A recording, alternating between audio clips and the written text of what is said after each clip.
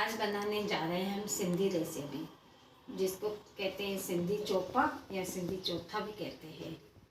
चलो बनाने की तैयारी करें। सिंधी चोपा बनाने के लिए मैंने लिया है 1 कप गेहूं का आटा, एक कप मैंने लिया है मैदा और 2 बड़े चम्मच घी मोहन के लिए, और गार्निश करने के लिए पिसी हुई शक्कर, गार्निश करने के लिए थोड़े पिस्ते और थोड़ा नॉर्मल पानी लिया है।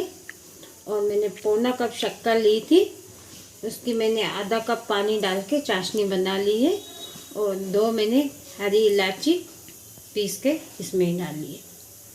एक मैंने बर्तन लिया है और इसमें मैंने गेहूं का आटा और मैदा मिक्स कर रही हूँ, दोनों मैंने इसमें मिला लिए हैं। अब मैं डाल रही हूँ इसमें देसी घी। ये मैंने 2 चम्मच देसी घी लिया था, ये भी घी में डाल दिया। अब मैं इसको अच्छे से पहले मिक्स करूँगी। को हाथ से अच्छे से इसको घी को आटे में मिक्स करके, ये अच्छे से मिक्स हो गया है। मैं थोड़ी थोड़ी करके ये चाशनी डाल के और ये मिक्स करूँगी।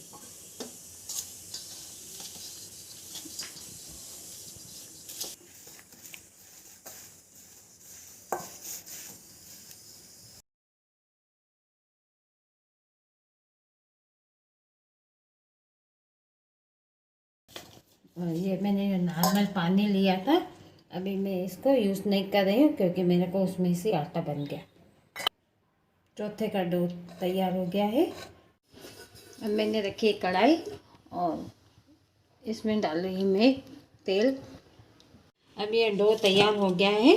अब मैं इसका 2 हिस्सा लूँगी। ये मैंने 2 लिया है और एक मैं चकले पे अभी लेके इसको ऐसे हाथों से करके इसको गोल बनाऊंगी और इसको थोड़ा हल्के से इसको वेल के तैयार करूंगी।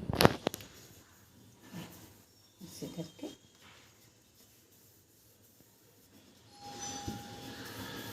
ज़्यादा पतला नहीं करना है।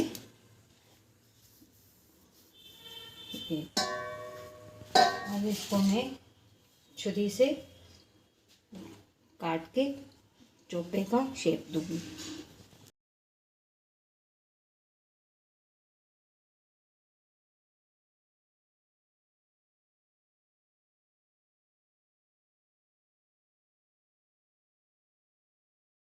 इसको थोड़े ऐसे बनाऊंगी जैसे अंदर से ये अच्छे से सिक जाए।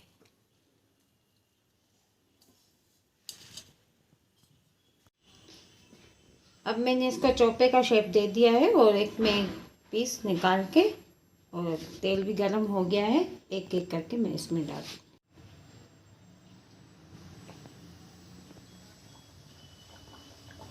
गैस को बिल्कुल धीमी आंच करके रखना है।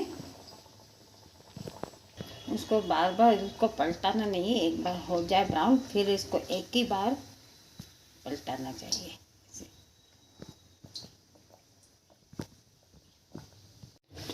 अभी हमारा ये चौथा ब्राउन हो गया है।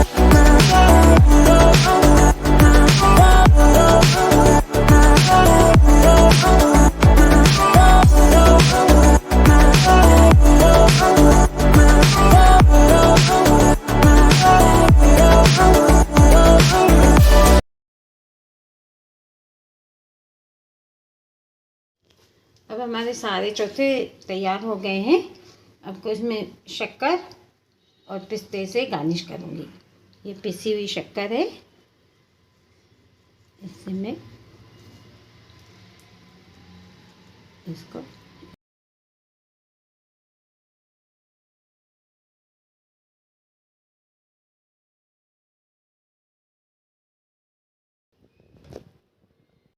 ये जो मैंने दूसरी लोई बचाई थी उसमें से मैं छोटे छोटे पीस करके खुरमे जैसे बना रही हूँ। ये सब मीठे खुरमे हो गए। इसको मठरी भी कहा जाता है, मीठी मठरी।